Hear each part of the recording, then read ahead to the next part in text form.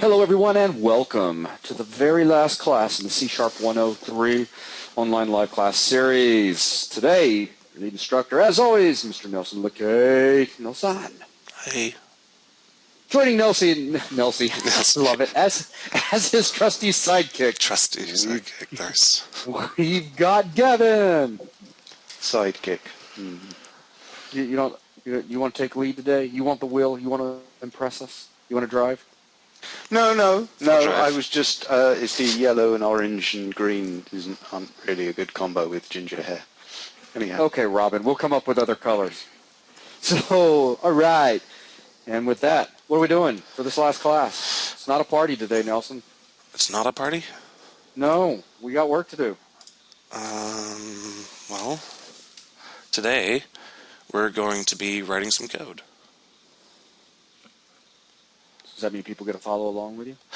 I don't think we'll have enough time for people to follow along today. We have a little bit more to go ahead and do. So as everybody should know, we left off last week with the ability to walk around in our zone. And notice something interesting about how we can move our character around. For example, I can move underneath that @ symbol, and then I move over that hash symbol. And so today what we're going to be playing with is the ability. First we're going to be doing dialogue.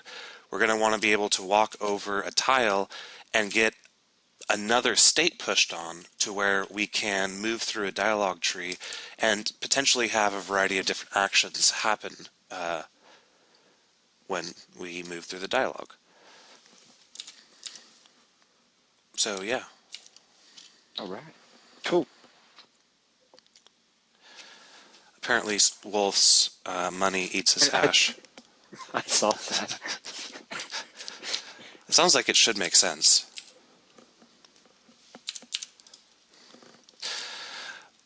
Okay, so yeah, so let's go ahead and talk about how we're going to go ahead and, Booster got it right. How we're going to go ahead and get dialogue working. So basically what we want to do is we want to have some sort of component that initiates dialogue when you step over that component. So if we look at our zone model, on our move entity, we have the opportunity to check to see if the tile that we're moving over, which again is just an entity really, has a component on it that should cause something to happen. So yeah, let's get started, I guess. All right. Well, yeah.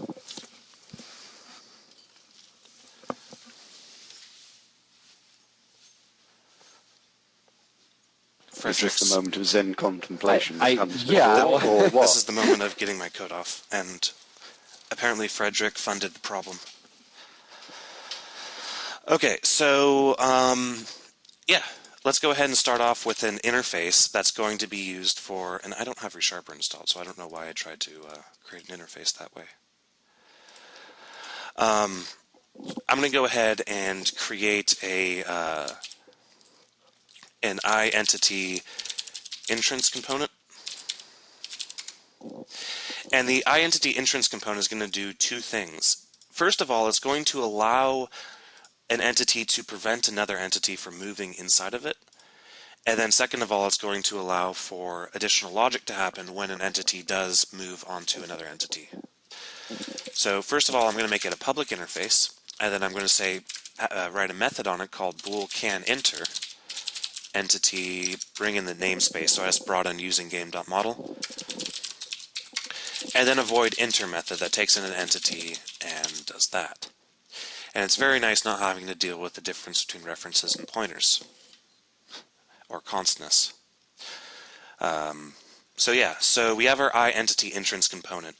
So now in our zone model, I can now add additional logic in here to identify if the thing we're moving on to has that component. And if it does, then we're going to want to go ahead and either enter it or identify if we can even enter it. So to do that, I'm going to say, now there is a bit of logic that I'm going to have to perform, because remember we have a three-dimensional grid, but we do have this method here somewhere. We do have a method here somewhere. No, we don't have a method yet. We need to write a method that will find us the topmost entity of any tile. So I'm going to write another helper method called private entity get topmost entity given a particular tile. So then I'm going to pass in a vector 3 position. And then I'm going to say for var I equals 0, or sorry, for var I equals height, sorry, size dot z, I is greater or equal to 0, I minus minus. Then I'm going to say var entity equals entities at. That's you've got an off by 1 error. Are you sure? Yeah, I equals size dot z minus 1, surely. Size z minus 1, yeah. Entity is not equal null, return entity, return null. Okay, so this will give us the topmost entity of any tile. And the topmost, I mean, given any x and y position, it will give us any entity that's in existence at the topmost z position. So now I can go up to my move entity method, and before I say entity moved, I'm going to say var topmost entity equals get topmost entity given the new position. So this will, so for example, if we're about to walk onto tall grass, that will return the tall grass entity that we can take a look at. So then I can identify if topmost entity is not equal null, then we need to identify if the topmost entity has a component that is going to in any way restrict the entrance into that entity. So then I can say var component equals topmost entity dot get component, passing in I entity entrance component. If component does not equal null, and component dot and not component can enter entity, then return. Otherwise, component dot enter entity. And it really doesn't like that. Oh, that's because I didn't make my I entrance entity component implement the I component interface. And we talked about why that is like that in the past, in the last video, where we have that generic constraint on our get component method that constrains whatever generic parameter we pass, generic argument we pass in to be both a class and a something that implements I component. Mm-hmm. Of course, I love the way that if you really think about this, this kind of hurts your head, or it should hurt your head if you think about it. Well, yeah, because an I component is a class. Well, an I component is an interface, but this method could technically return a struct.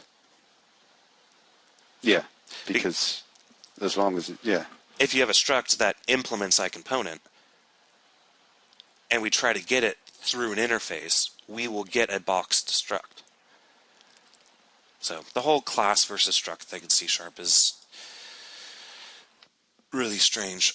Anyway, so now that we have our I entrance component, I'm going to go ahead and create a basic entrance component that will allow us to basically create walls.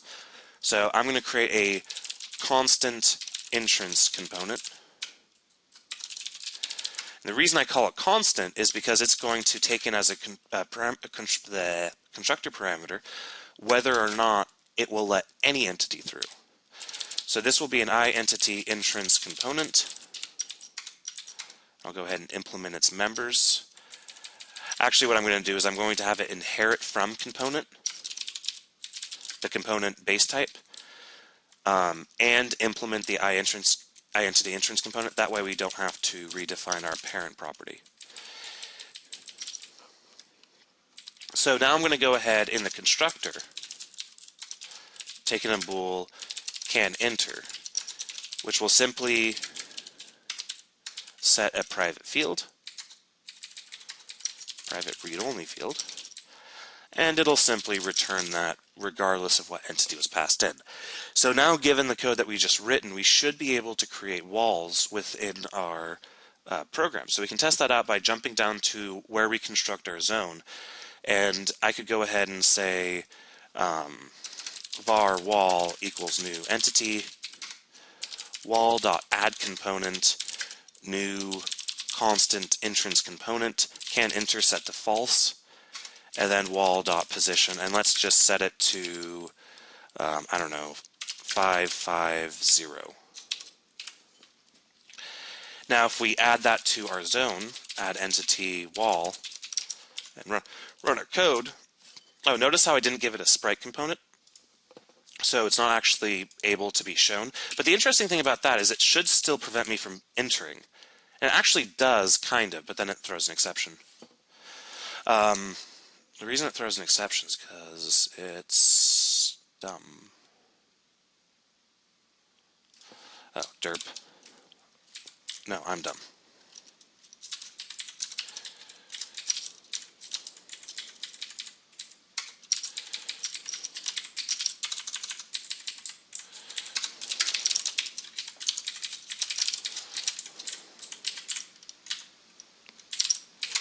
There we go.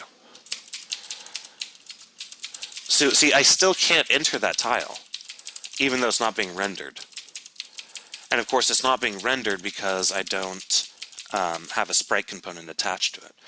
But if I went ahead and attached a sprite component to it, so something like wall.add component, new sprite component, then I can say sprite equals, I don't know, asterisk. Now it's being rendered.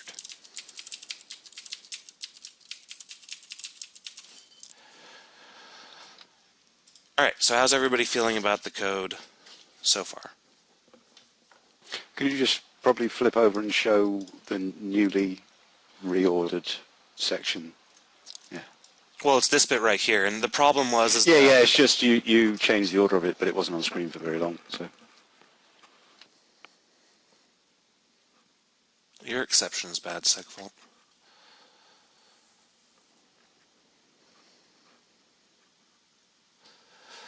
Okay, so does anybody have any more questions about stuff?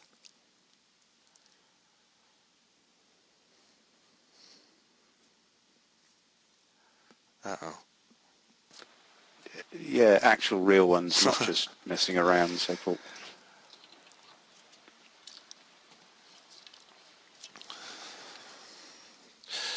Okay, so now that we have our entity entrance component working, we now have a way to attach behavior to our tiles that will actually perform some sort of logic when another entity enters them.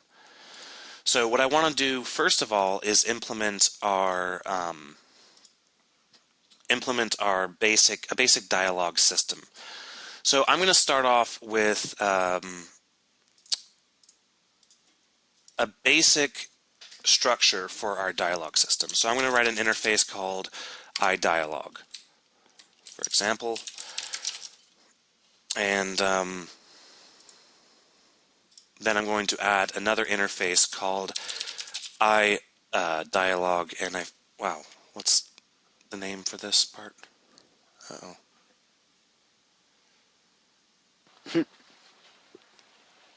There's one technical hitch with me telling you that. Yeah, You've never told me it. Oh, true. Well, I have a name for this, and I was looking at the code earlier, but now I completely forgot. What does it do? I think it's iDialog screen.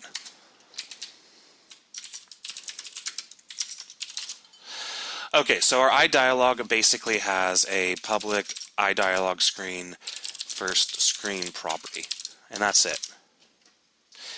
Now, keep in mind that as the program matures, this interface can become very important. Like, for example, you might want to add maybe a title, like who are you talking to, or what's the title of the dialogue, or stuff like that. But for now, I'm just trying to go through like kind of the skeleton of the application, because that's about all we have time for. But I want to point it out that this is where you would add additional data for things like I said, like who are you talking to, What entity are you talking to? Perhaps it's an NPC that has stats that you could look at and stuff like that. And at that point, you would want to go ahead and put it on this interface. So the iDialog screen, though, has a dictionary of string and iDialog screens, and this is basically going to be the sort of tree structure, I guess you could say, of how we can progress through the dialogue to the next screen. So then this will be, our next screens.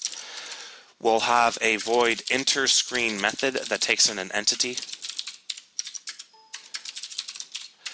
And then we'll have a Boolean final screen on it.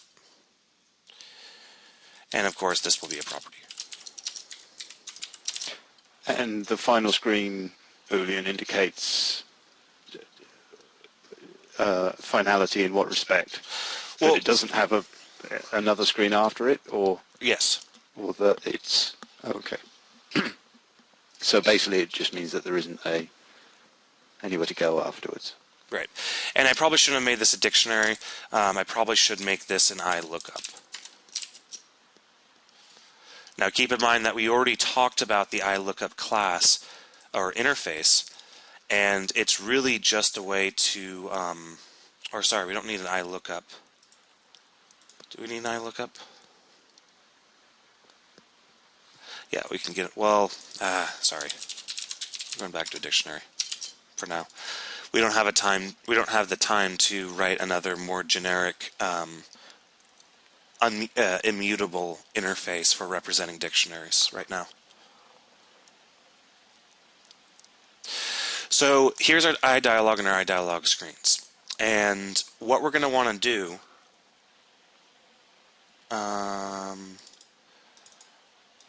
no, they're both public. Can't declare public. Oh, derp. See, that's what I get for not having ReSharper on. Because ReSharper would actually highlight that red for me. Okay, so now we can jump into our dialog state. And our dialog state is basically going to have a constructor that takes an iDialog. Not surprisingly.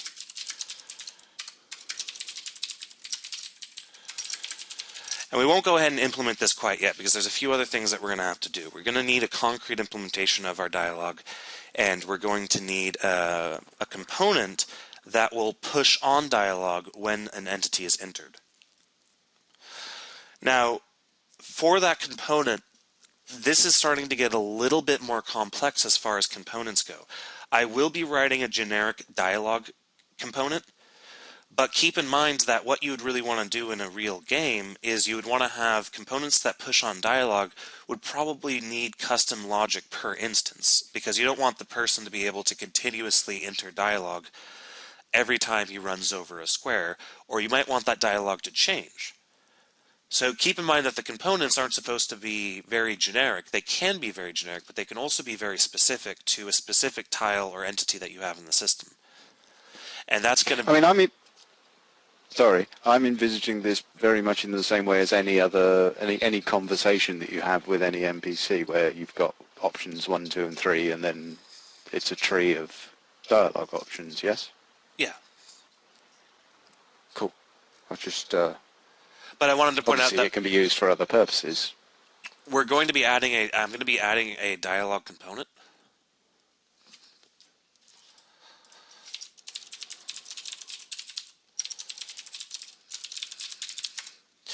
The dialog component is going to be a iEntity entrance component, or it's going to implement that.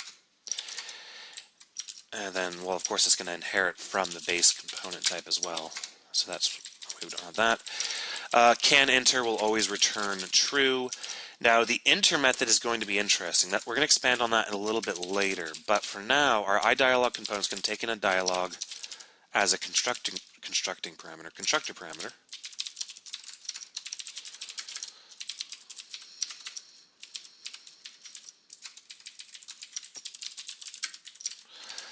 And what it's going to do is when we enter, it's going to be program engine push state new dialog state, passing in the dialog that was passed into the constructor of this component.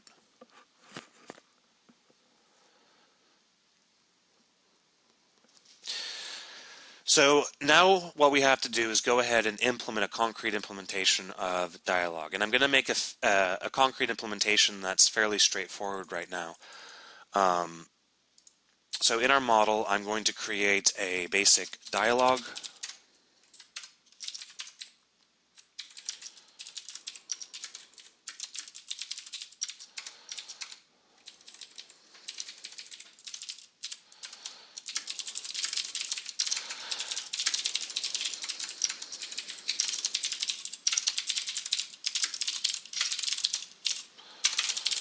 It's not going to do a whole lot.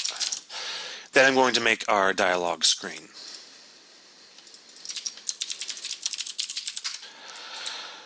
Now our dialog screen, because I don't want to declare a new implementation of dialog screen for every dialog screen that we have, I'm going to go ahead and do is final screen will simply return next screens dot count equals 0. Our next screens will be a get private set, and our enter screen is going to be interesting. So each dialog screen is going to take in two things, or well, I'm going to have a few different constructors for this. Actually, I forgot the most important part of the dialog screen, by the way. Can anybody see what I'm missing in the dialog screen? Mm-hmm. Anybody? What am I missing?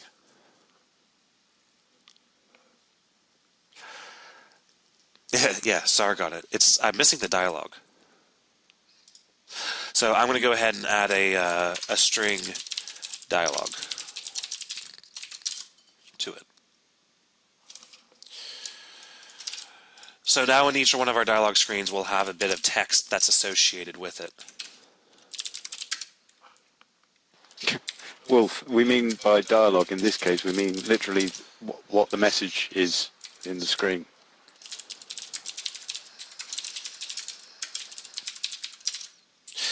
Okay, then I'm also going to add an action, interaction, then iDictionary string and next screens. I'm going to set interaction to null, and I'm going to set next screens to null as for default. I'm going to add a private action interaction to it. So then I'm going to say interaction equals interaction. Then I'm going to say interaction. Wow, that's a funny homonym. If next screens does not equal null, then next screens equals actually, what am I doing? Next screens equals next screens null coalesce new dictionary of string dialog screen.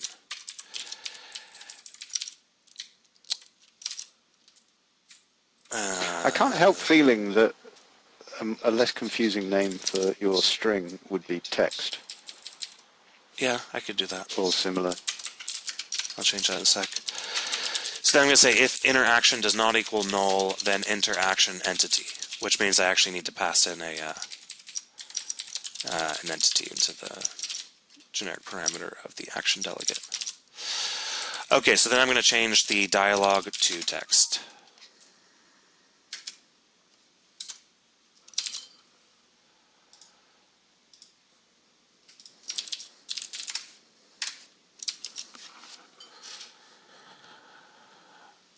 What does the null coalescence operator do? Well, the null coalescence operator is the null coalescence operator. It's the equivalent to saying, if it's not null, return it, otherwise return a new one. Or return whatever on the right-hand side. Yeah. So basically that says, if next screens with a lowercase n is null, make a new dictionary and return and set next screens with a capital N to that. Otherwise, set it to the value in next screens, the parameter. Yep. Okay, so let's go ahead and test out our dialog creation yet. Now, we haven't actually done the dialog state yet, but we'll get to that in a moment. So if I go into program, I'm going to go ahead and say our NPC 1 equals new entity, NPC 1 add component, new dialog component. Okay, this is going to be fun. I'll save that for a second. Then add component, new sprite component, sprite equals, I don't know, how about exclamation point? Then npc1 dot position equals new vector 3. Let's say, I don't know, 1, 1, and then 0. And then let's add npc1 to zone 1, add entity npc1. So actually, this is going to be a fun little thing. So we're going to do a new dialog, and then we're going to pass in a new dialog screen. Now the first screen will be, hey there, with an interaction of null, but the next screens of a new dictionary of that. Okay, let's find a way to format this that doesn't make me want to vomit. Actually, I've not come across the, unless I just blanked it from my mind, using a colon in that way. Yeah, it's just naming the parameter. And so it enables you to call them out of order. Yeah, because if I were to do it in order, it's the action that's next, but I want them to do the next screens. Huh. Well, Visual Studio really didn't like that. But it's still working. Hey, I'm going to restart it real fast, though. Yeah.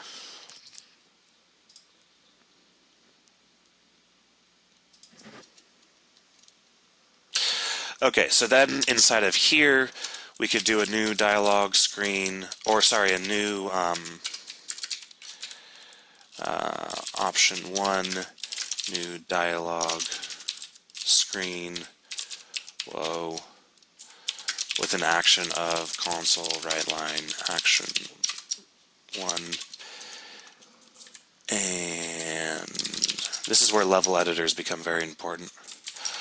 Option 2, whoa, new action 2. Actually, these delegates take in an entity. So there we go. And then I guess we can make things a little bit more interesting by doing another... I'm not going to worry about it. Okay, so there's our basic tree for our basic dialog tree that we have. So now if I go ahead and run this code, we'll see that little... actually, what was... Okay, so we see that little exclamation point. Now when I run over it, nothing happens. In fact, the entire program is paused. That's because we jumped into the dialog state, and we don't have any code for handling the dialog state. This is true. So we basically just hung our program. So now we can jump into the dialog state and actually run some code. Now the dialog state is going to be a lot simpler than the zone state, and that's because the dialog state doesn't really have a lot of... The dialog model doesn't really have a lot of things that it affects outside of the dialog, really. So the dialog state is going to be responsible for mostly handling the entire interaction in the dialog. So then I'm going to write a private iDialog screen current screen, and that's going to be set. Current screen is going to be set to dialog.firstScreen. Now here's where things get fun. So in our activate, I'm going to say console.clear console write line dialog, and then I'm going to say console write line current screen dot text. Deactivate's not going to do anything. Dispose is not going to do anything. Our process input, however, is. So what we need to do is after we write out our text, we need to go ahead and write out all of our options that we have.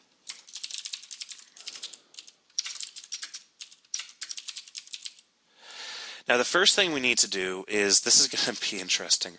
We're going to need to keep track of where our cursor is so that, well, you'll see. So I'm going to have a dialog height, and the dialog Dialog height. Dialog height, okay. Dialog height. So then dialog height will be equal to our console.cursor top. Then we want to write out all the options. So I'm going to say for each var kv in current screen dot next screens console write line kv dot key, which is the string that represents the option for the next thing.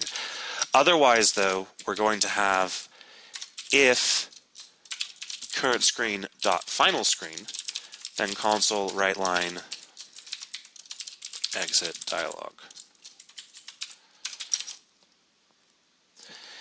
Now in our process input method, we're going to have to detect W and S to identify which option we have selected. So then I'm going to write a private int selected option. Now again, this is where things kind of get sort of messy and sort of fun. What I am going to do, though, is I am going to serialize out our dictionary, because I don't want to depend on the ordering of the dictionary, but we need to know which selected option we have using an integer. So I'm going to serialize that out to a list of tuples of strings of iDialog screens. So these will be option list. And then I'm going to say option list equals current screen dot next screens dot select kv tuple create kv.key kv.value to list. So the purpose of this is it'll basically flatten the ordering of the options so that we don't have to worry about that sort of thing. We can keep an index to our selected option. Okay, so now that we have our selected option, when we process input, I'm going to say if key equals console key dot w, then we want to say if selected option is greater than 0 and selected option is less than option list dot count, I believe, then selected option minus minus. Otherwise, if key equals console key dot s, then we do basically the opposite. Actually, W just needs to worry about if it's greater than 0, and then S needs to worry about if it's still less than the option list count. Now what we need to do is we need to highlight the currently selected option. Or we'll also do else if key.key equals console key.enter. That means we selected something. So then I need to say if our current screen dot final screen is true, then we'll do an program engine pop state this, because we've reached the final state. Otherwise, we wanted to select a dialog option. So I want to say next screen equals option list at current selected option. And now we switch to the next screen. So what I'm going to do is I will go ahead and break out our code just a little bit, because now we have some repetition entering our program, where we have this bit of code that's going to be repeated, but we also have this bit of code that's going to be repeated. So I want to break it out into its own method. What I'm going to do is I'm going to write a private void render screen, and then a private void switch screen.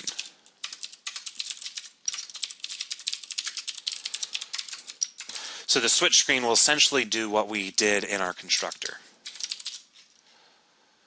which means we'll just say current screen equals screen, and then option list equals that stuff, and then we'll also say selected option equals 0, just to reset that as well.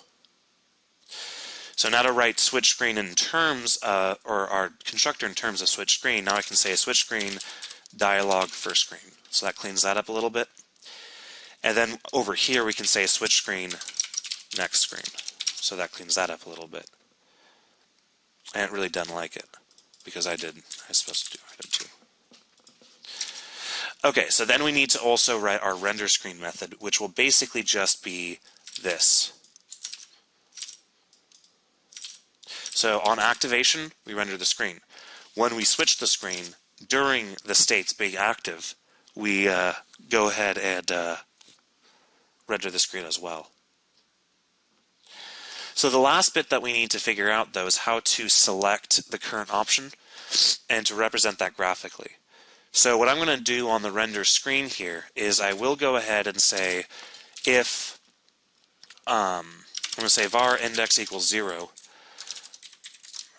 and instead of, I'm not going to loop over current screen, next screens, I'm going to loop over option list, actually. Item 1. Then I'm going to say if index equals 0, if index plus plus equals 0, then console, actually I'm just going to do if index equals 0 because I need to do this again. Console dot background color equals console color dot, I don't know, cyan. And then I'll do that same sort of thing. I'll reset it back to our black. So that's how we'll highlight the currently selected option. So now if we jump over into this bit, I am going to go ahead and break this out into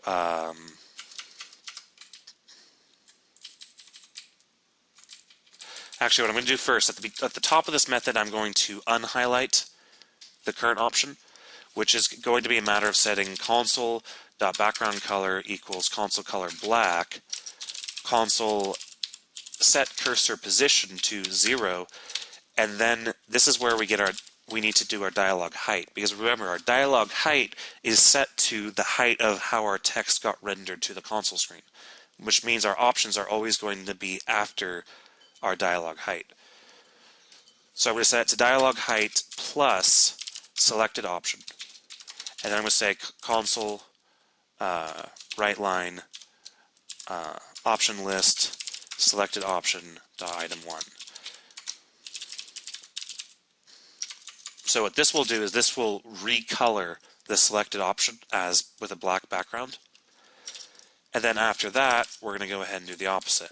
We're going to say background color equals cyan plus select option, and all that stuff.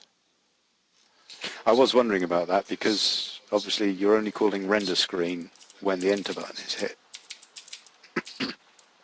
Ooh, looks like we have an out of one error, or a off by one error.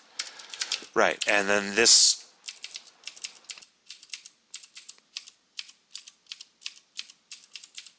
Okay, that's a really ugly color. And I'm actually what I'm going to do is after we print out the text, I will go ahead and say console right line, that, and that. And I really don't like that cyan color. I'm going to go ahead and write a little private helper. I'm going to say private void color console bool selected.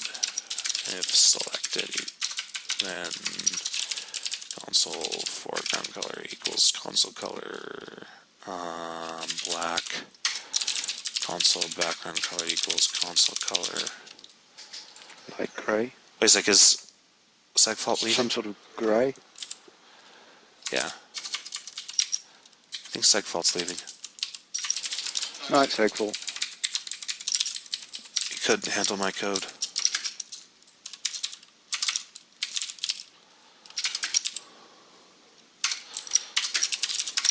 Okay. So then I'm just going to do if index equals 0, color console with selected, otherwise color console with not selected. And then I'll do the same thing up here where we color console selected, and then color console, or color console not selected, then color console selected.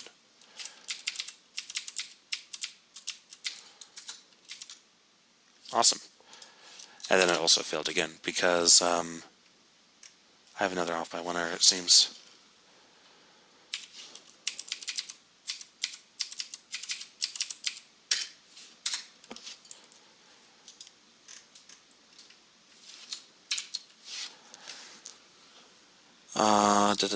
Oh, right, derp. It really doesn't like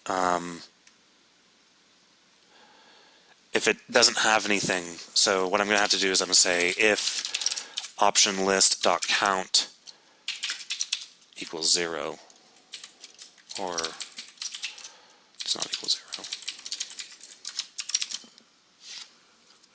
There we go.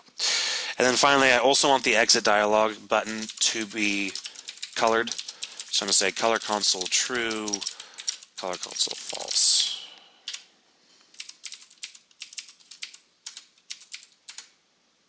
Awesome. And to get more colors out of that color console dialog, you could simply use an enum instead of a bool.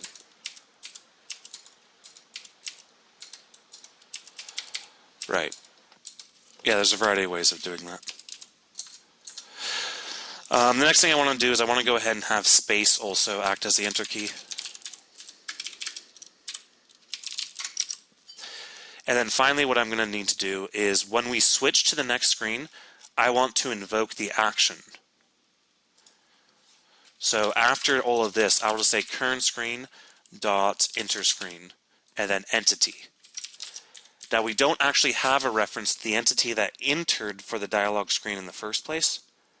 So I'm going to have to add that to the constructor of the dialog state. So we'll have an entity instigator.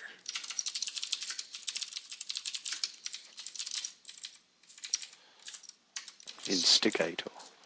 Is that correct spelling? Or are you saying there's an I in here? Yeah, sorry, yeah.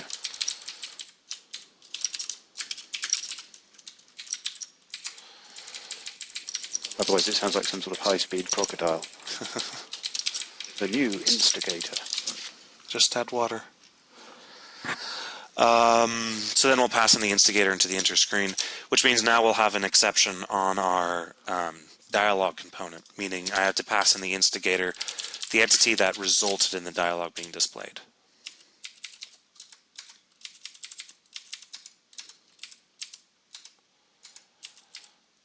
Now I actually don't know if my actions are being invoked because I think they're just being overridden by the text. So let me go ahead and add a breakpoint. No.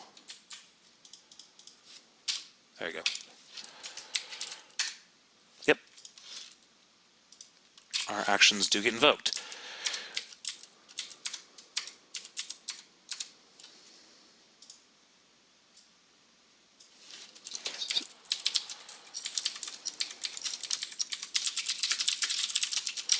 Just to be able to differentiate between the two.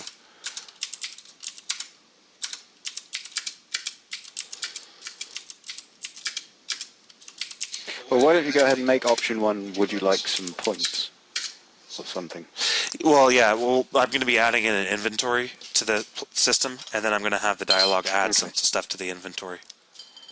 Cool. But that's when we get into the combat stuff, which I think is next up. All right, so how's everybody feeling about the codes? That looks like the framework in place. Is there anything else for the basics of that section? There really isn't. Yeah, we're coming about up for a break, but there really isn't. It's just a matter of maybe perhaps some basic code cleanliness. I don't feel particularly bad about this class. It's straightforward enough, but it could probably do with a little bit of cleaning up. Then, of course, for the presentation, which we're not really covering or worrying about presentation. That's up to you guys. well, yeah, that comes down to taste and time. Personal taste and... No, I mean, just in terms of those sorts of things. It's the same thing that happened with Hyperion, and everyone was saying, well, can we have Zach's story? Well, yeah, but that's kind of missing the point of it. This is the framework for you to make your game, and so the colours that you make things and how many, the size of the rooms and that's all stuff that even if we can show you an example of, but there's no need to go into. There's no way we could predict what everyone's going to want. Yeah, I mean, it's completely up to you. But there's a framework in place that you should be able to take this and make interesting stuff. I'm going to actually add one more level of dialogue to this,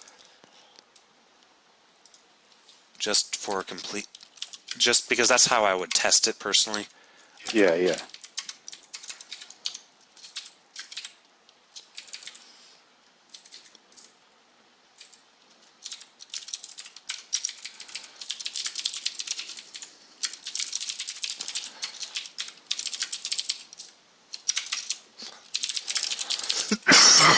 Wow, excuse me.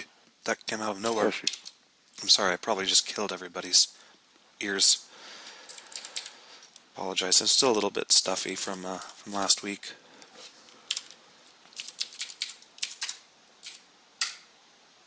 Sweet. So yeah. Okay, so go ahead and post any questions if you guys have any. I'm going to go ahead and pause the video. Okay, and we're back. So the first thing that we need to do is I want the concept of items in our system, and equipable items. And it's going to be, like I said, it's going to be fairly straightforward. But what we're going to first of all need is a player model. Now the player model is, we're going to expand this up quite a bit during the course of adding in combat and all that fun stuff. But for now, what we're going to do is just make it so that the player can have a list of items in his inventory and a list of equipped items, which means that we need a concept of, well, an item. So I'm going to add a class called item. Now an item is going to be able to be equipped, so can equip.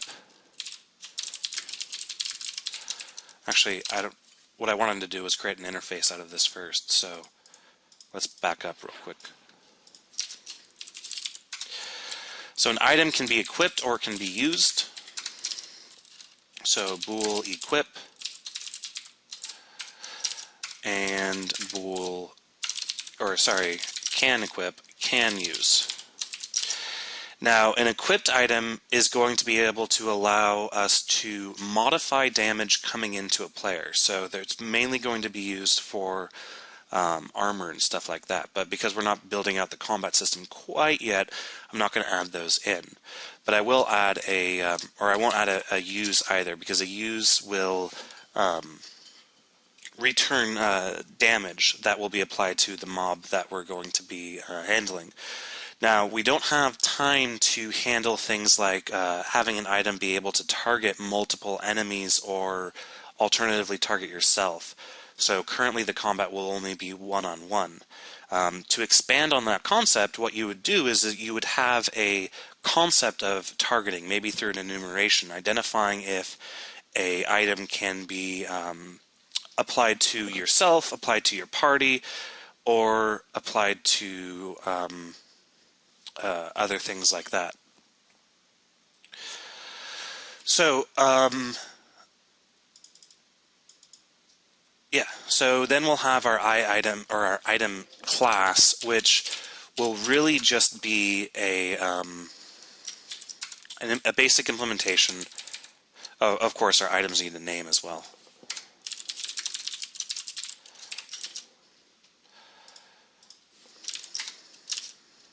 So we'll have a name, can use, and can equip.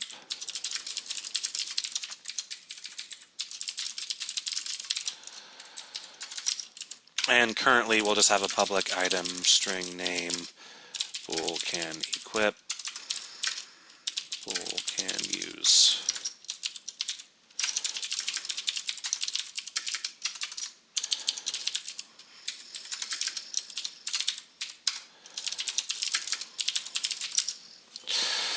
Okay, so here is our basic item class. Now our player will have a inventory as well as equipped items. So public iItem, or public IEnumerable of IItem equipped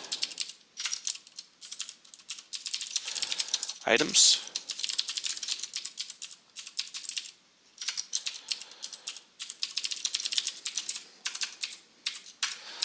Public IEnumerable IItem of inventory. And then we'll have a private. Now, will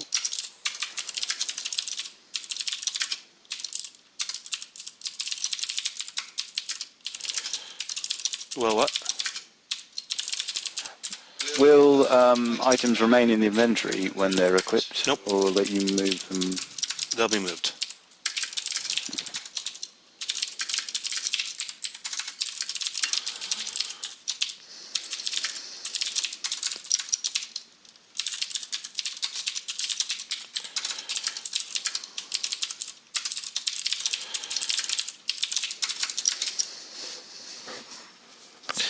So then our equip item will say inventory, remove item, equipped items, add item, and our public void unequip.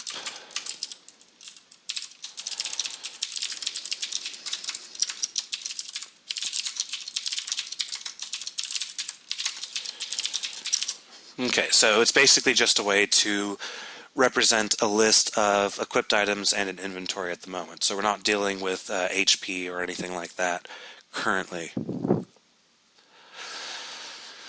So then, now that we have our player, we need a way to represent a entity that is a player. So what I'm going to do is I'm going to add a new component called player component. And by attaching a player component to an entity, it makes it a player, not surprisingly.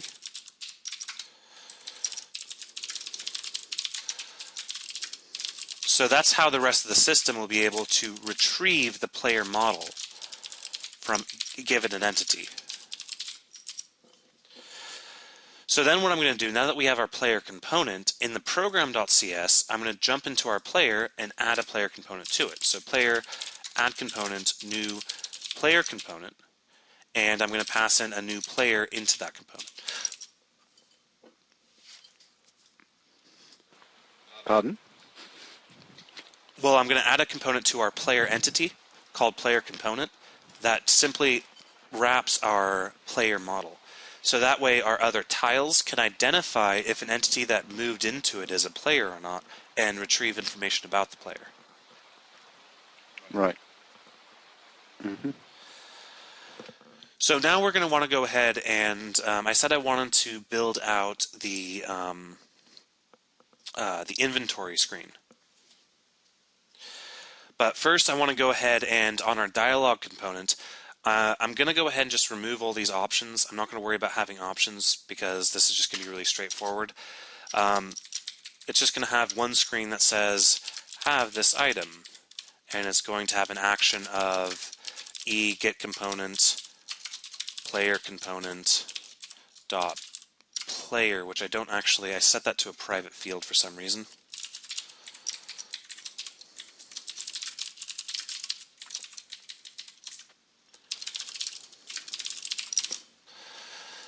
And so then I'll say player get component player dot add item, and then I'll pass in a new item. And this item will be, for right now, it'll be a new item of armor true false. So now when we walk over that dialog, we'll get a new thing called armor. So now what we're going to go ahead and do is we're going to want to jump into an inventory state so we can examine our inventory and equip items. So we currently don't have an inventory state, so I'm going to add a new class called inventory state.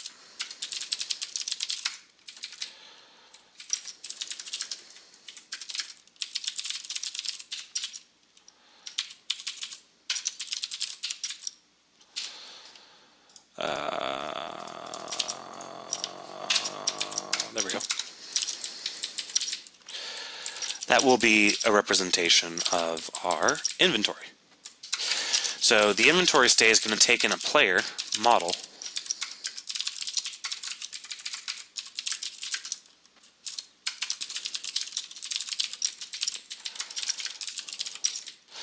and it's going to allow us to view our inventory. So I want to access the inventory state through our main menu state. So I'm just going to say main menu, let's just say press I for inventory? Or how about press enter for inventory? We don't have time to make a nice little menu system out of our main menu, but you are welcome to do that based off the code that we already saw in our dialog. So now I'm going to go ahead and say else if key.key equals console key.enter. Then we want to enter our inventory state, which means our main menu state is going to have a reference to our player model, so that it can launch the inventory state given our player.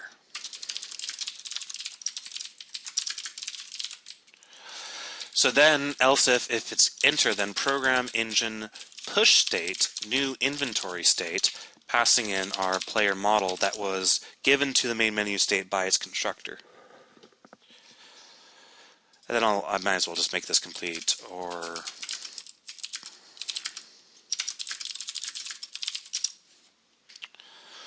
okay, so then that's our awesome little main menu state doohickey thing. So now you'll notice that if I try to build, I'll get an error. That's because our zone state instantiates our main menu state, and our main menu state now needs a player model. So that means our zone state also needs to pass in the player to it. But the good thing about this is that we actually passed in the player as an entity into the zone state. So we can retrieve its player model by simply saying underscore player get component player component. Uh-oh. I don't know what I just did. Dot player.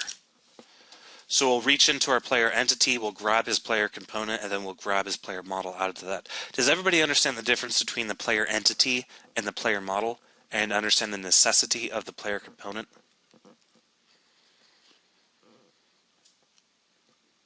It is mildly convoluted. Well, it is, but keep in mind that everything in the zone is an entity. Our model kind of sits outside of what an entity is, but then we have this bridge between the entity and the model called the player component that allows us to retrieve the player model given a player doohickey thing. So now if we run this and I hit escape, I can hit enter and nothing happens. And the reason nothing happens is because we haven't actually written any code in our inventory state. And our inventory state is just going to allow us to equip items and unequip items and show us the items that we have. So on activation of our inventory state, we're going to want to render out each item. So I'm going to start off with the header, so console writeline player inventory. Then I'm going to say console writeline, how about some dashes? Dashes are nice. Equipped items for each var item in player.equipped items, console writeline item.name, inventory.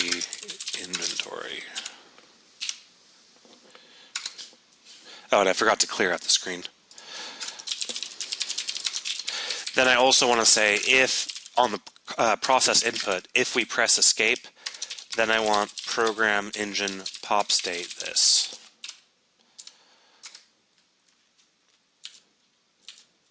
So now if I go into the thing, we'll get a nice little error, and that's indicating that we have a null reference exception because the entity passed in is actually null for some reason. So let's figure out why this is happening.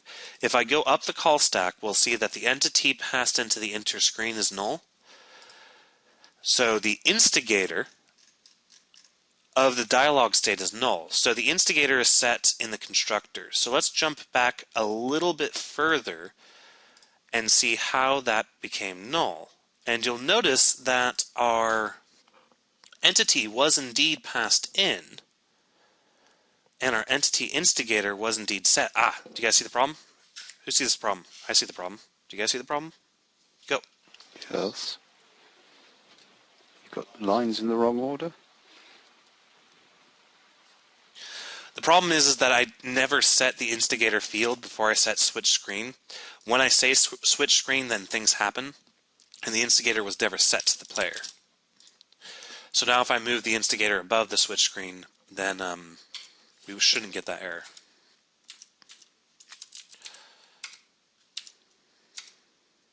See, now we have armor. And if I jump over this again, you have 2 armors.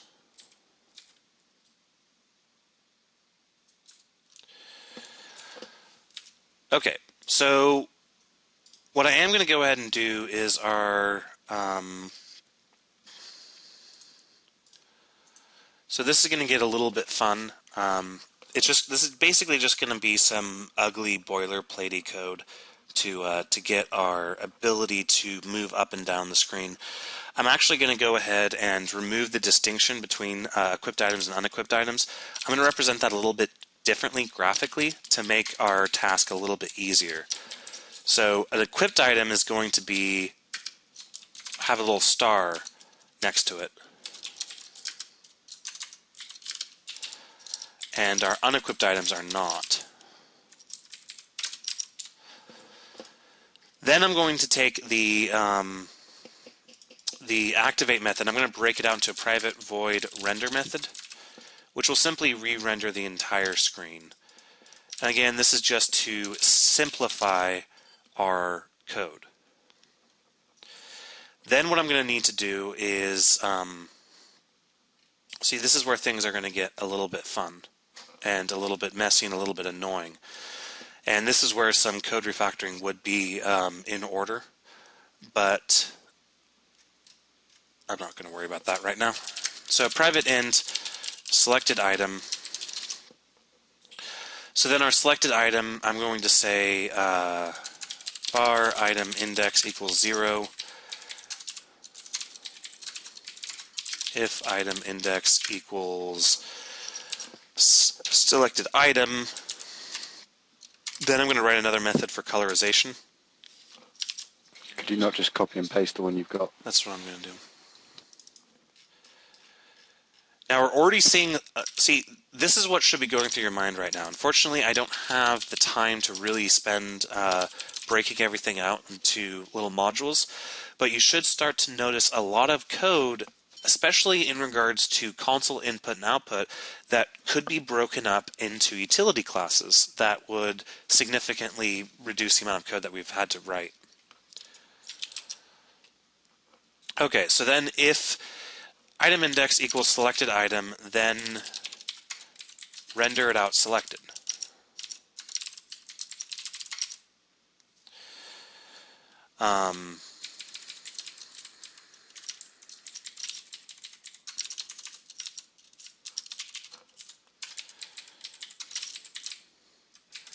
And then the same thing right here.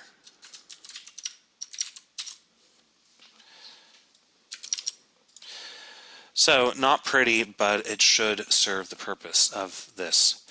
Then I need to identify if we also want a back button to, well, no, I'm not going to worry about a back button because we can hit escape. So that would just complicate things a little bit further.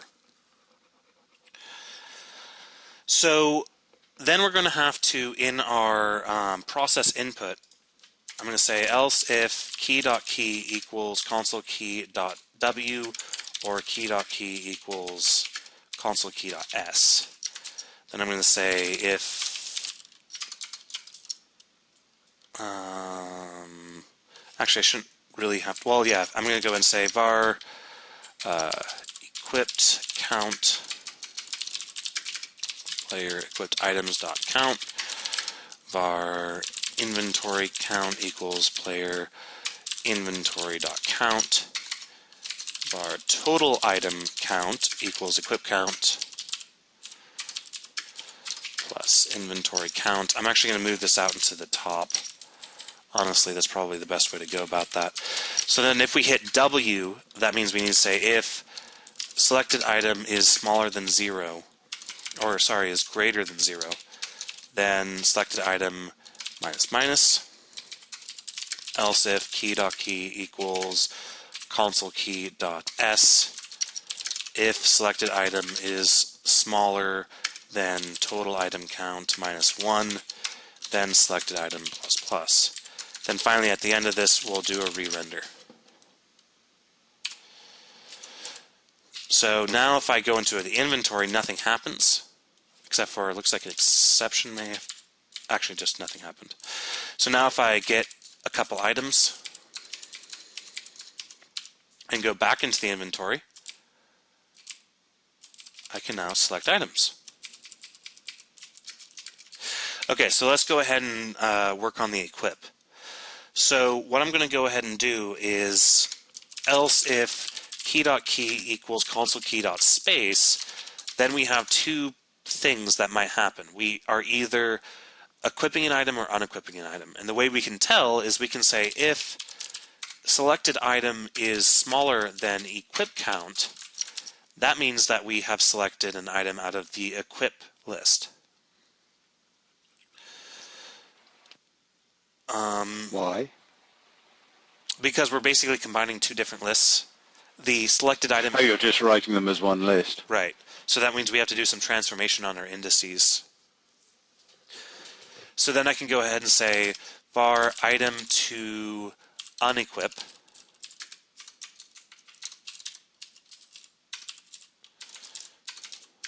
equals player dot equipped items dot element at selected item. And now I can say player dot unequip item to unequip. Otherwise, we have selected an item to equip. So var item to equip equals player dot inventory element at, and now I have to do a transformation. I have to do selected item minus equipped count. Then I have to say if item to equip dot can equip, then player equip item to equip.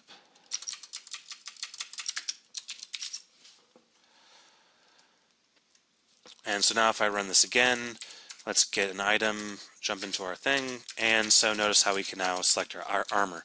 What I am going to go ahead and do though is I will jump back into the program and... What? Presumably it's okay when you've picked up a large number of armors. It will work on the unique one. Right, which is what I'm doing right now. I'm adding a random number. 0 to, I don't know, 100,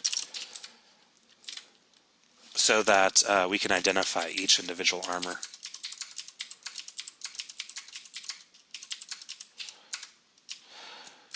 Yep.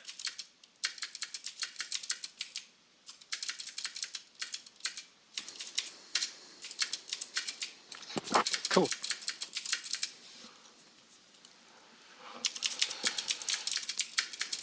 Okay, so then I also go back, I'm going to go back in the inventory state. I think I am going to delineate these two.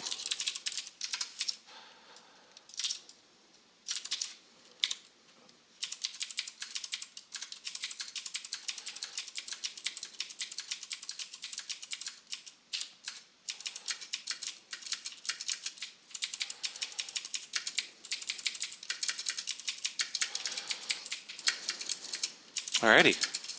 Try the very last one.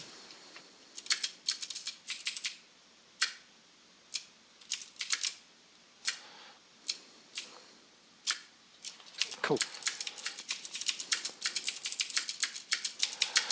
Alright, so how's everybody feeling about the inventory, at least as far as equipping items?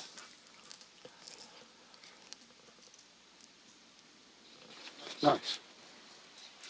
And yeah, like you say, if you were to take out an input processing class, yeah, the whole thing would get a lot cleaner. But that is, that's cleanup. This works really well. Alrighty, and then of course, some things that you might be wondering about is, for example, you typically don't want to be able to. Oh, I did just find a bug though. Give me 1 second. Yeah, when I hit escape, it doesn't re-render the main menu. Let me figure that out real fast. Oh, right, because I do a render afterwards. I'm dumb.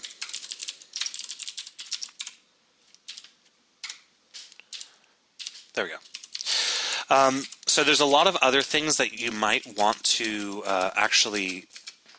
Well, for a start, it would be handy for the thing that we've tried to pick up to be actually picked up and not a clone of the thing that's there. I didn't...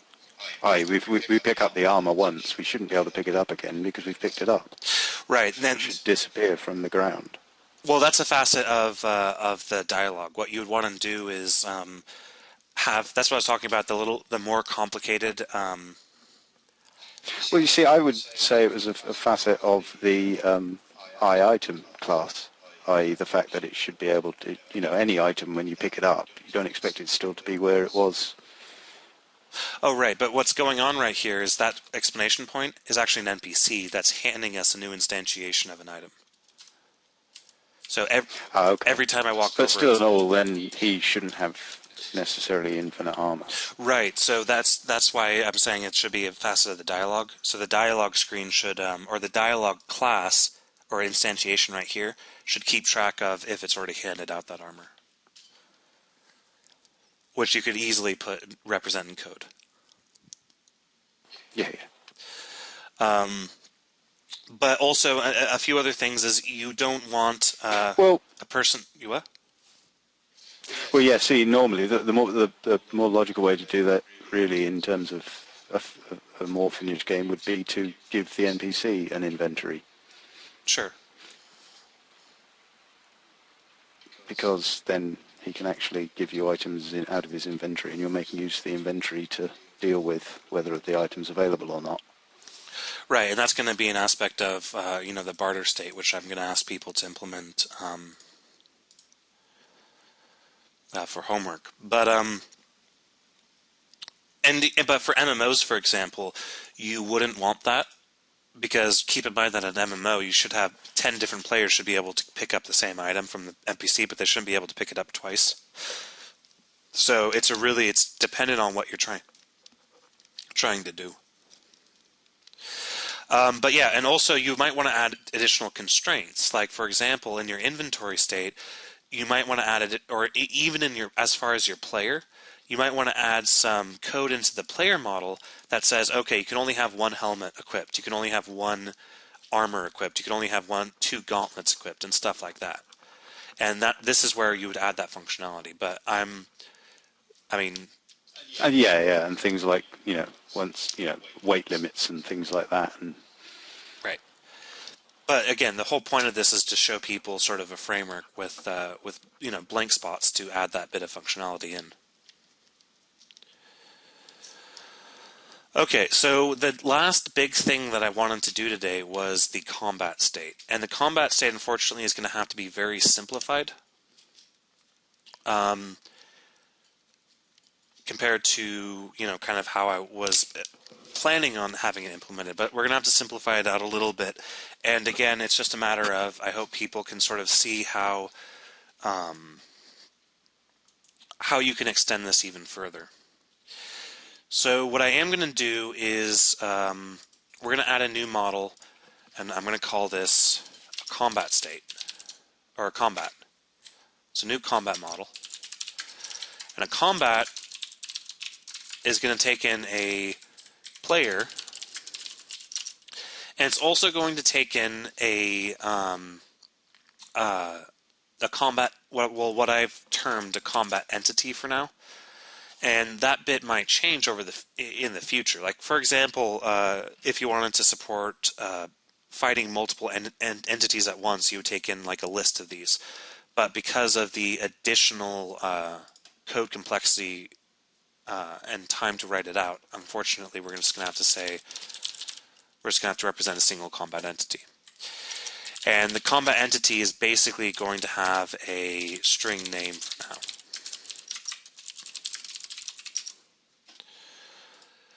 So the combat state will have a player and a combat entity.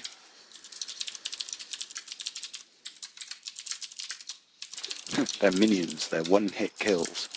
Yeah.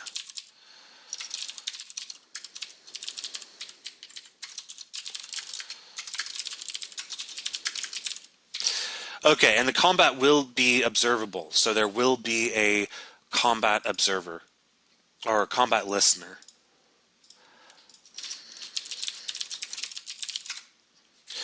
So the combat listener will basically have a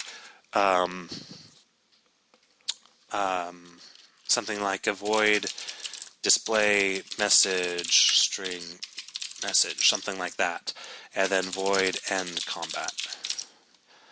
So very straightforward combat listener.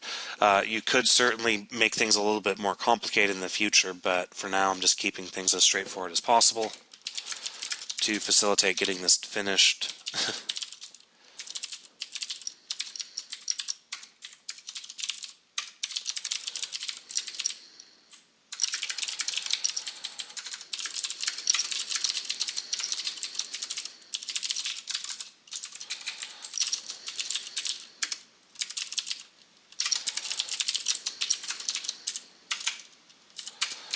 Why did I name that singularly?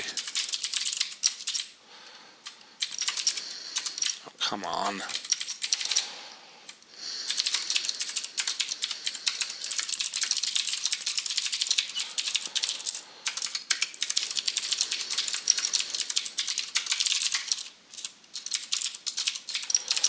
Okay, so now we have our ability to listen in on the combat.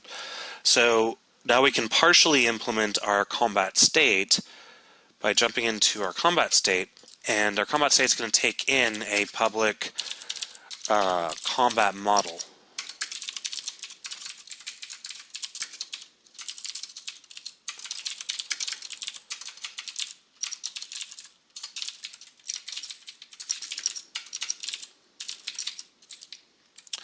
And then on creation, we're going to say combat.addListener this. And then on disposal, we're going to say remove listener this. And then we're going to have our combat state implement the iCombatListener interface, which just has a display message and end combat. The end combat is simply going to say program engine pop state this for now. Obviously, you might want to have a little recap of what happened in the combat be displayed at the end of combat. If people are familiar with these types of games, you should be familiar with that sort of user experience. So, yeah, and we're not worrying about stats, but this is where stats would be modified, or more appropriate, more specifically, your XP would increase, and you'd be given different options for doing that sort of thing. So our combat is basically going to be, you can select an item or an ability, and then the combat will do the calculations to determine how much damage is taken. Then it'll have the mob perform some damage, and then it will figure out what's going on. So what we can do here is I'm going to add two methods, public void use item, public void usability. Now I know we don't have abilities yet, so I'll work on that in a second, but using an item, I'm going to say then if item can use, if not item can use return, or how about listeners for each display message can't use return. So then we have our use item and usability, and so now we need to identify, well, first of all, I'm going to go ahead and add the abilities in. So I'm going to add a new interface called iAbility, which will have a name for now. But you would also imagine that other things would, be on an ability, like, for example, what its cost is and all that other sort of stuff. Range and chance to hit and all those sorts of things. And like I said earlier, like things like who this ability can select. Can it select, you can select the mobs and all that stuff. So then inside of our player, I'm going to add a private read-only list of iAbility abilities, public iNumerable iAbility abilities.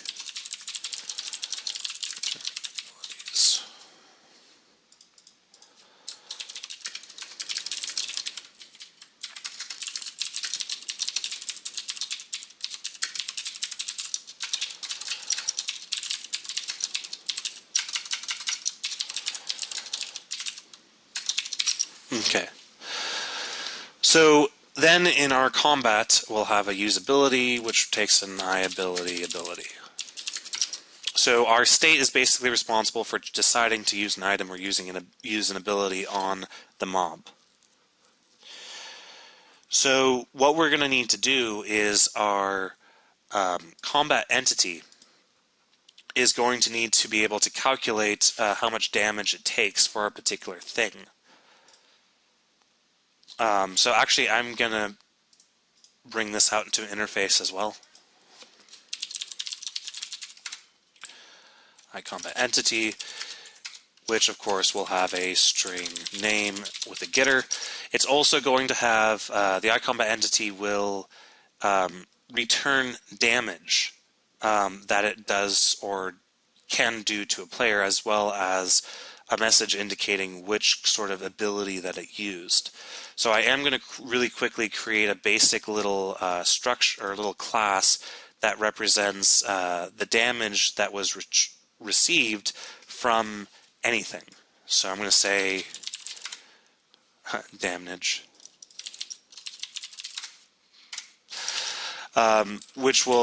this little class will be used to identify damage that was retrieved from a combat entity, or damage that was sent from an ability or an item to the combat entity.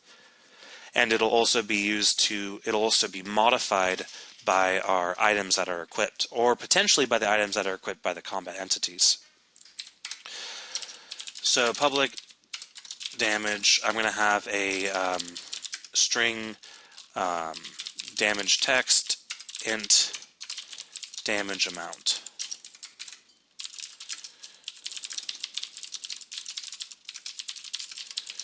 And there's no reason for me to prefix both of these with the word damage, because that's implied because we're in a class called damage.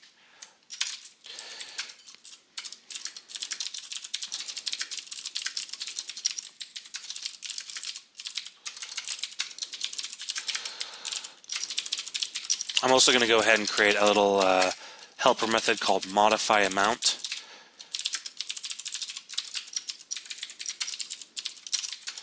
That returns a new damage given our text, and then given our amount plus delta. So that little helper method just makes it a little bit easier to write some of the methods that we're going to be doing.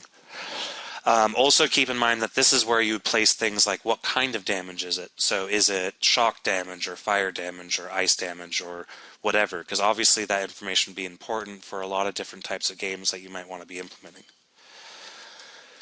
See, if you could just pop back to that, because it is a little bit of generally in doing this, I find it quite confusing, which is that we're in your damage constructor now.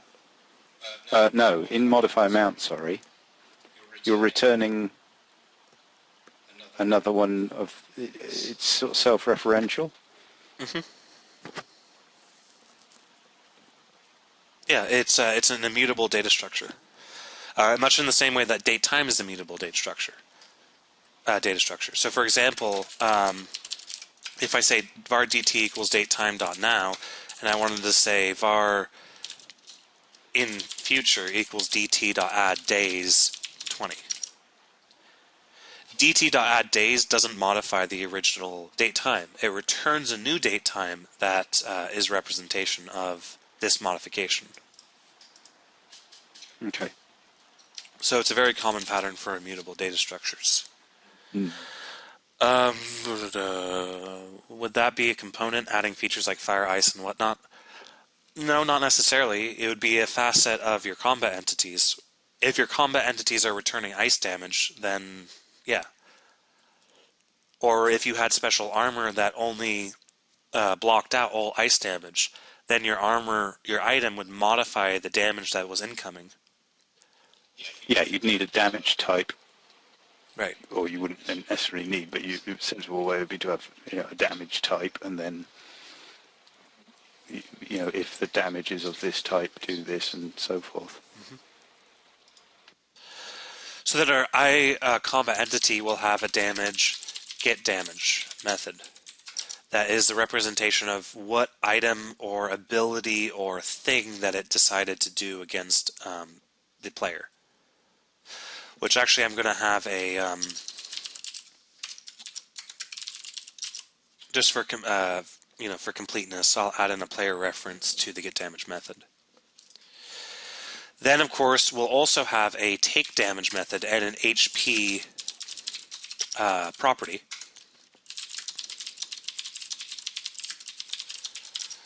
That will be used to determine if how much damage was taken by the combat entity.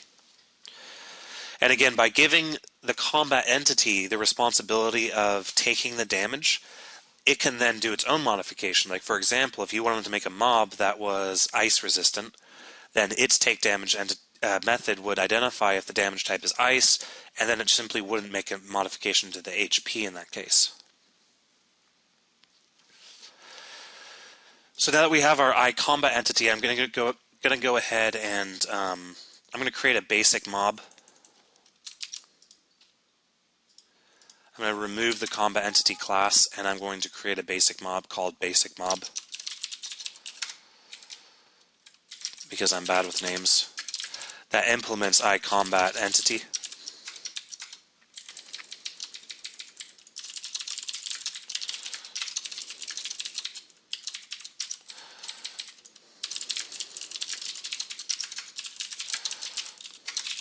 He'll start out with an HP of 100.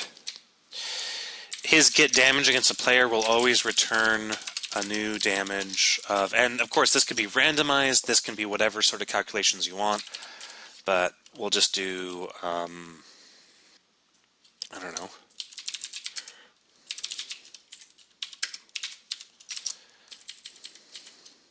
And then take damage, we'll say HP minus equals damage dot amount. So this is just a basic mob. I mean, by implementing this combat entity, we get a lot of different abilities for placing our AI into the system and also performing any modifications to the damage that might be sent in from the player. So now if we jump back into the combat model, I do have to modify the combat entity to be an iCombat entity. And there we go. The next thing is our iAbility and our iItem. Now our iItem, if it's equipable, it is capable of modifying damage that is sent into the player. So I will add a damage, modify damage, damage, damage method on it. For if it's equipped, we want to give it the opportunity to modify the damage that's coming into the player. And then if it's usable, we want to do a damage, get damage, given a combat entity.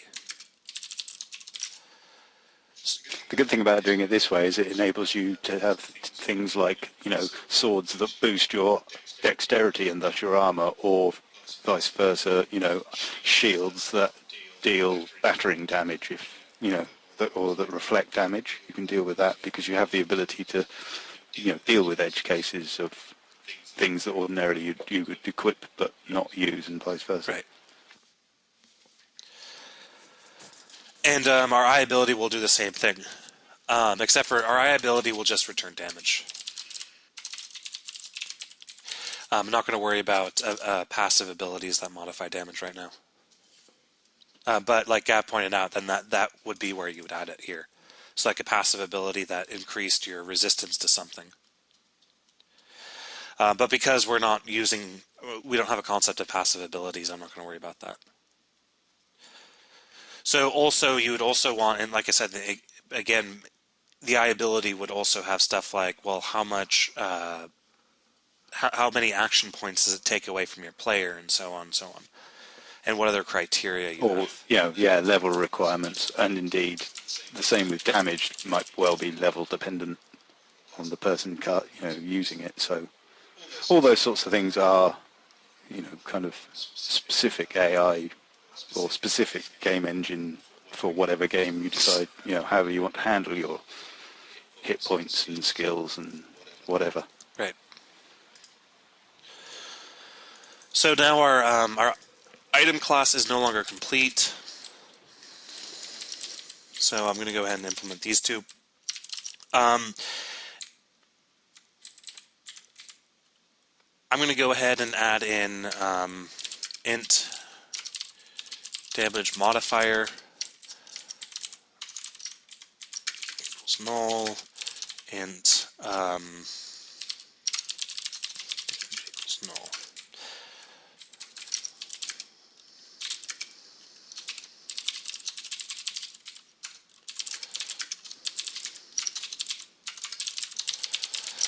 Again, I'm sort of reusing this class as sort of a dumb little DTO. And that isn't necessarily the best design, but I don't have time to build the appropriate thingies on it. So get damage, I'm just going to go ahead and say get return new damage, passing in the name of the item that used pass the damage, and then passing in total damage. Modify damage will simply return damage dot modify damage modifier. Modify amount, damage modifier. Yeah. Yeah. In this particular case, could you not have made your default 0 and not bothered with the null coalescing? I could have. Habit or any? Yeah, it feels like if I don't. I generally prefer value objects passed in with default parameters to be generally nulled or nullable. It just feels better to me being able to pass in null because they're optional. Yeah.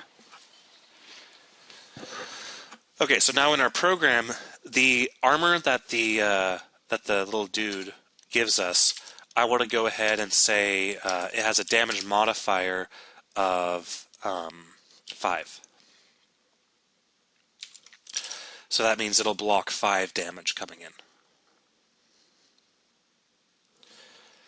So now, if we jump back into we do also need ability. So I'm going to go ahead and create an ability real fast. I'm going to create a, I don't know. I'm just going to create a generic ability class. Again, you probably wouldn't want to do this. You'd probably want to have specific ability classes for different classes of abilities. And I use the word class in 2 different definitions in that sentence. Yes.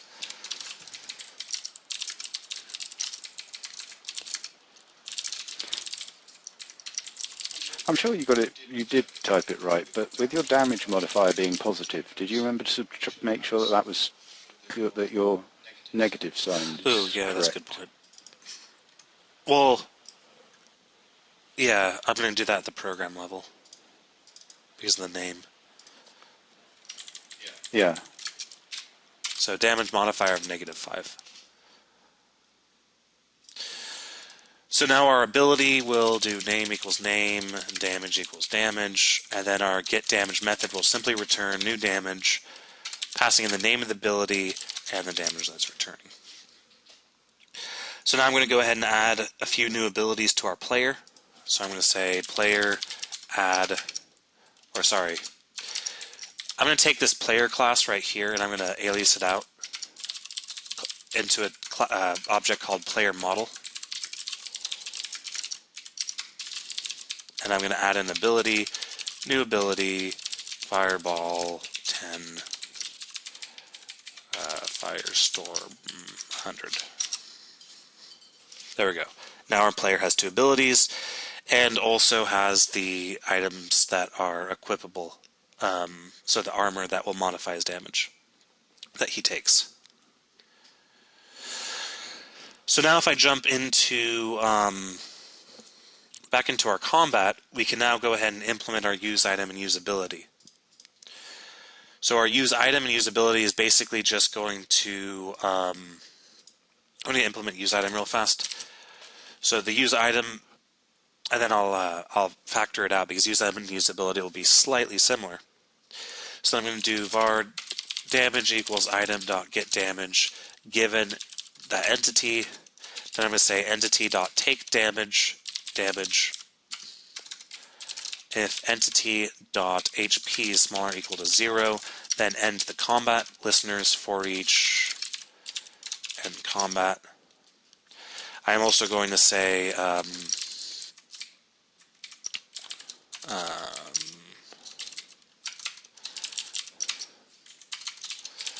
entity dot name took damage amount, damage from damage text.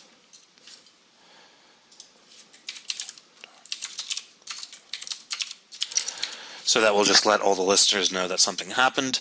So the entity will take the damage, and if he dies, then we'll say entity name died. And then the combat will be ended. Otherwise, we want to get the damage that the other entity is going to use, so we'll say damage equals entity get damage for a player. And then I'm going to say player. Don't you need a return or an else? Nope. Sorry.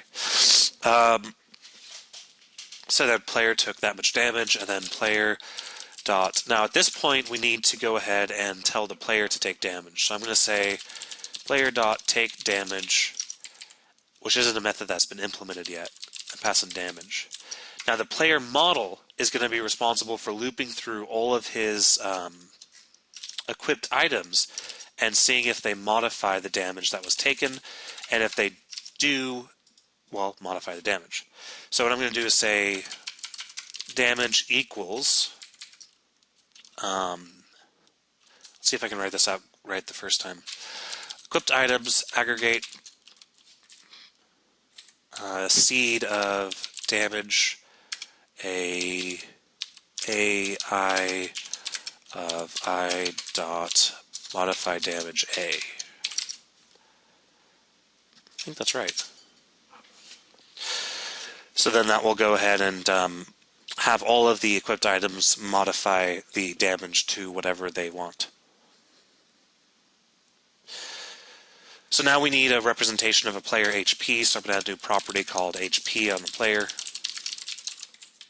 And we'll start off with an HP of 200, I guess. And then I'm going to go ahead and say HP minus equals damage dot about. So now if we jump back into combat, if the player died, so if player.hp is smaller or equal to 0, then, well, we lost. So I'm not going to say end combat. I'm actually going to add a few more methods, or at least one more method called player died to the listener, indicating that the player has been killed. Yeah, because there's going to be there's going to be a lot of other stuff that you then need to do when the player dies that you normally wouldn't. Okay, so that's going to go ahead and wrap up the use item method. So this handles basic damage calculation as well as basic artificial intelligence. So now I'm going to go ahead and kind of factor it out into a helper method so we can reuse it on usability. Say private void form action damage. Preform. Form action. So then I'm going to go ahead and do that. Then I'm going to say perform action, and then perform action ability get damage entity. Alright, so now our combat can use an item or use an ability. Then the artificial intelligence takes over and we get a variety of different messages about what's going on. So now in my combat state, we can now wrap this up. First thing I need to do is add the player died implementation. Because, well, the player can now die. And if the player dies, then I'm just going to do program engine switch state, or I'm just going to do, I don't know what I'm going to do. I'm not going to worry about that right now. There we go.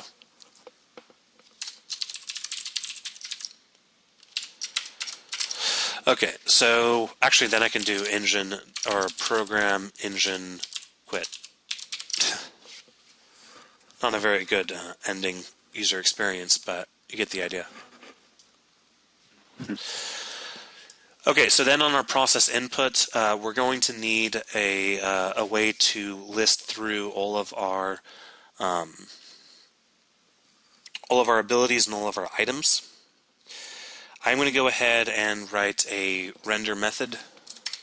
So private void render, which is going to act very similarly to our dialog state. So here's where the code is starting to get a little bit duplicated.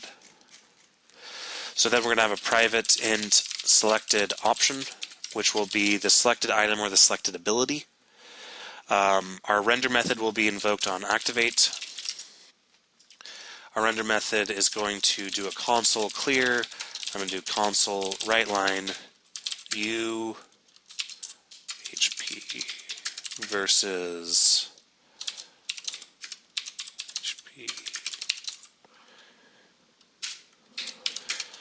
So u will be combat dot, and I'm going to go ahead and on the combat, I'm going to make the player the combat entity public properties. Your argument numbers aren't right either.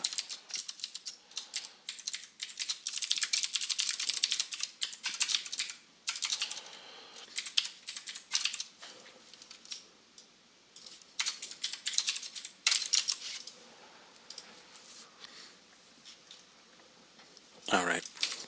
So combat player.hp versus combat entity name combat entity HP. I'll do console writeline blah blah blah. So the first thing I want to do is render out all the abilities. So for each var ability in combat player abilities, console writeline ability.name. And then we'll do the same thing for items that can be used. Player inventory, where I goes into i.canUse, and then of course item.name. So that should be enough to sort of see our combat state actually loading up and not usable quite yet, but I do want to go ahead and write out a component that will instantiate a mob and start combat if you run over a particular tile. So then I'm going to go ahead and add a new combat component.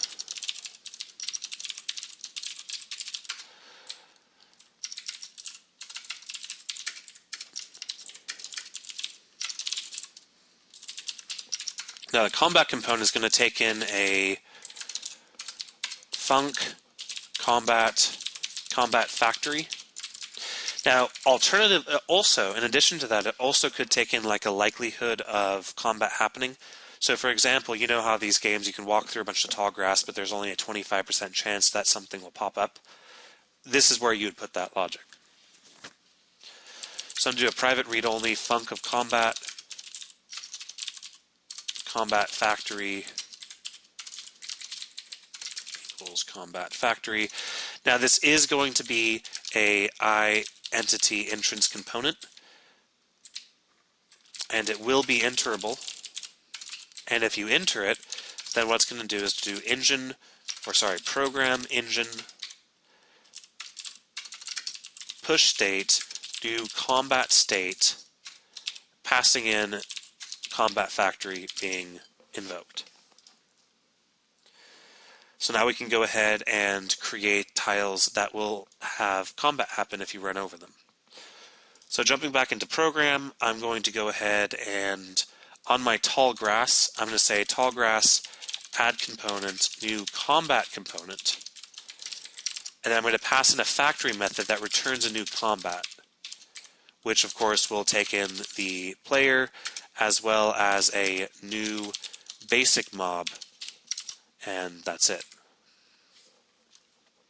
I really don't like this. Because I don't think my basic mob, well, no it does. What doesn't it like? Ooh. Well, first of all, I renamed my entity, but I forgot to rename it everywhere else. I missed my resharper. And I also renamed my player. So let me go ahead and fix that everywhere. Okay. Oh, right, because I need to pass in a player model, not a player entity. So now when I run this code and I walk over that tall grass, notice how I enter combat. Cool. I can't do anything yet, but I can enter combat.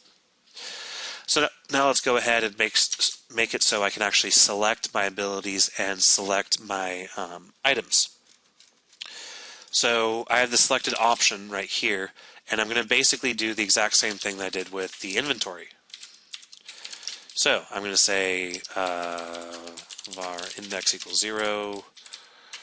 If selected option equals index, then color console true, otherwise just color console false. Index plus plus. Now we're basically going to do the same thing for our items. And so that now we can have those being selected. So now on our process input method, I'm going to go ahead and say if key.key equals console key.w. Then I'm going to have to do again the same sort of stuff with my inventory state. So Please copy and paste it. well, it's gonna have to be different. All the names are going to be different. If you know what I mean. It's not going to be immediately copy and pasteable because I'm going to have an ability count, which is combat player abilities count. I'm going to have a item count, combat player items, or inventory where I dot can use dot count, and then var total count equals ability count plus item count. Now on W, I need to make sure that our selected option is greater than 0. If it is, we can go ahead and subtract or decrement. Else if key.key equals console key.s, then we can say if selected option is smaller than total count minus 1, then selected option plus plus.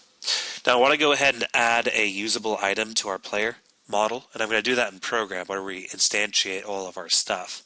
So I am going to say player model, add item, new item, I don't know, axe, false, true, total damage equals 30. So now we have a usable item. And maybe we can add also like a bow, which does 2 damage. Alright, close, but it doesn't seem to work because I forgot to re-render the screen.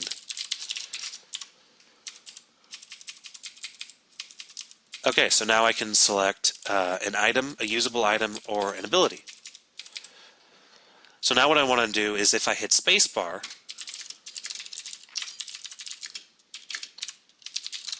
first thing we need to do is identify if we did an ability.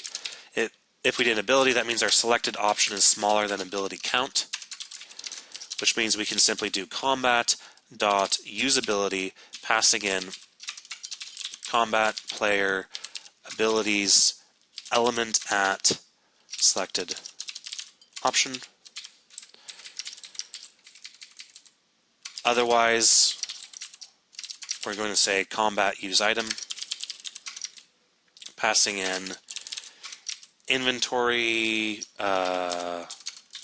where I can use selected option minus ability count. Finally, our display message, I want to go ahead and say console clear, console write line. Actually, I am going to take this bit and I'm going to factor this out into a method. This is going to be considered our header to our combat. So I'm going to cut that and do private void render header.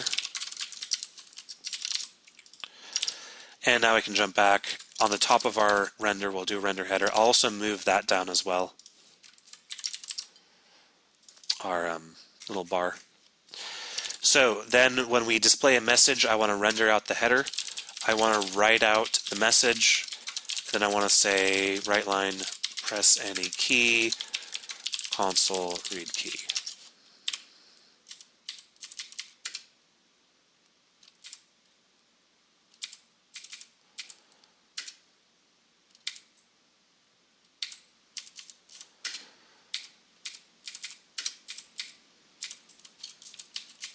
Nice. It looks like we do have a tiny little bug here.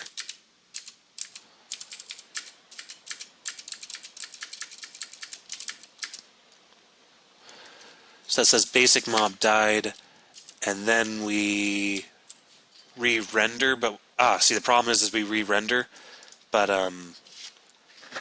we re-render over the zone being re-rendered. You need to return, don't you? Like you did in the other. Well, we need to detect if combat has ended. And see what happens is if combat ends right here, we pop state. So then I'm going to set a flag, private bool, combat ended. On end combat, I'm going to say combat ended equals true. Then I'm going to say if not combat ended, render.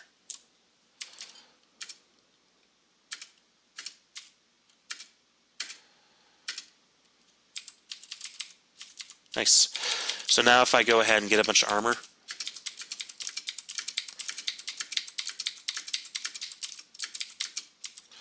and then I go ahead and see I can't equip my axe or my bow, by the way. And I equip all my armor. Now if I try to do the mob, let's hit him with my bow. I'm actually... You actually get stronger.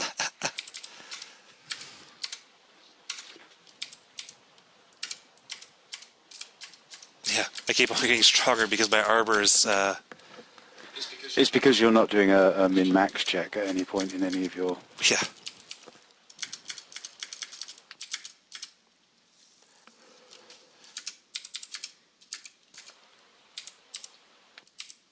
Yep, so now we say, so we get our messages as well. Basic mob took 10 damage from Fireball. Player took 10 damage from Rainbow Kick. And then, yeah, and now we can do the Firestorm. Basic mob took 100 damage from Firestorm. Basic mob died. Combat is over. Cool. Do you want to just go and fix that with sticking a quick... Well, yeah, that's going to be within our... It's going to be where you went through every item checking its damage modifier. So that's going to be... Well, it's going to be difficult to do. Minus equals... If you go up to where you're checking all of your things and modifying it based on them. Oh yeah, which is there. Sorry, going blind. Actually, hold on. Let me kill this guy with the Firestorm real fast.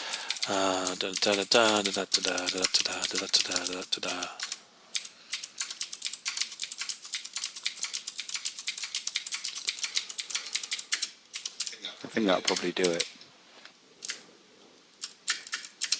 That's a lot of armor. Okay, so if I hit him with my bow... There, I just don't take any damage. Which is better in line with the the logic of logic. Yeah. Alrighty. So... That'd be a good setting for a tutorial mode. God mode, you actually get stronger every time you get hit. But you see there, and it just occurred to me that there's a perfect option. You could make use of that in order to have some sort of vampiric thing where you take your enemy's strength temporarily. Yeah. Yeah, there's... It's often in those sorts of things where you go, oh, that's not what I wanted. Oh, but it's quite useful. Right. And the point is to sort of see how, well, just how it works. I mean, where the extensibility points are. And it is like, it can be like that. With, and people always say, the best ideas are the ones that occur to you rather than the ones that you work on. in any creative field. And occasions like that where you suddenly go, well, I didn't expect that to happen. Always have one part, have in the back of your mind, okay, it's not what you're intending to use, but is it useful for some other purpose, or does it trigger an idea that you haven't thought of in the first place?